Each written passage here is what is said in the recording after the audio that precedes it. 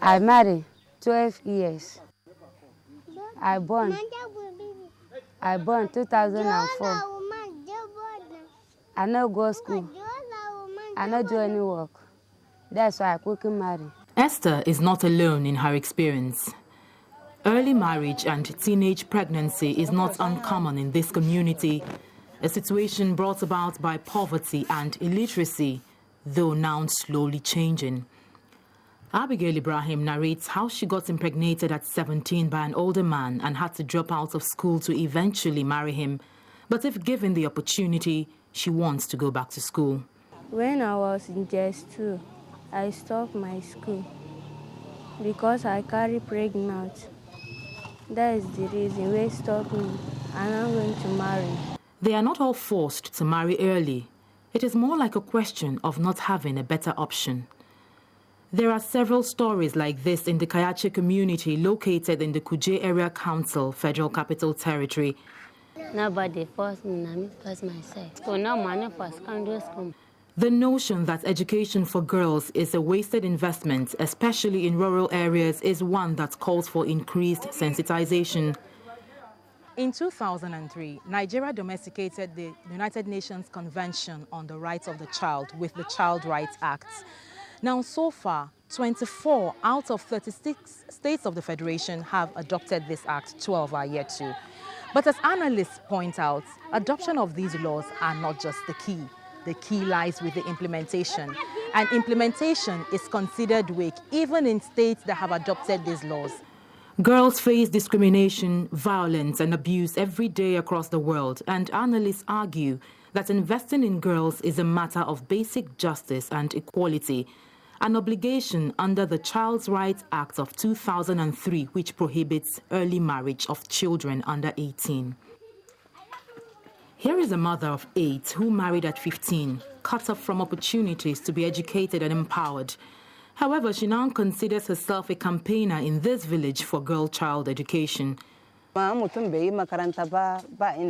a person does not go to school, it is impossible for them to move forward or backward, or even be able to express themselves.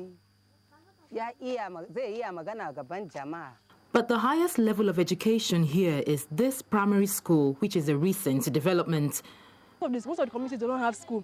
And they actually complain that they want school in their... Imagine a girl, imagine in Kayache community, there's a primary school here in Kayache community. But the girl child, when she finishes her primary school, she will not be able to further her secondary school education because I don't have a secondary school in my community. The ones that are actually there, they are far, they can't trek. It's only 2 secondary schools that is around here, Gaube and Pagi here. Yeah, I don't want to marry now because I want to get my life better so that we'll get way of helping my parents and the other of my juniors.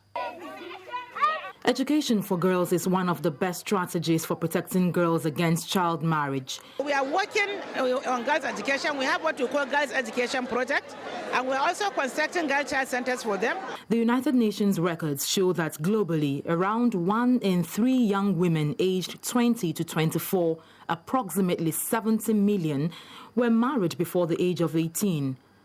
Despite a decline in the overall proportion of child brides in the last 30 years, the challenge persists, particularly in rural areas and among the poorest. For Nigeria, the challenge of culture remains a huge barrier against ending child marriage, especially in the northern parts of the country. We want that child to have the right body, for her body to develop enough to carry pregnancy. And by then she would have attained some certain level of education. Child marriage prevents girls from opportunities. It jeopardizes health, increases exposure to violence and abuse, and results in early and unwanted pregnancies. It leads to undernutrition for the children. There are health implications for the girls. There are issues of the girls, because they are not matured enough, you have VVF. With the girls. We need that act to protect the girl child to have at least the minimum basic education. Right now, what we have is that on the average. The Kayache community is one of the several in the Federal Capital Territory and across the country where child marriage and discrimination of the girl child persists due to lack of access to education, cultural beliefs, and poverty. Government and leaders at all levels are key to ending child marriages and other forms of discrimination and abuse against children. Doris Okenwa, Channels Television News.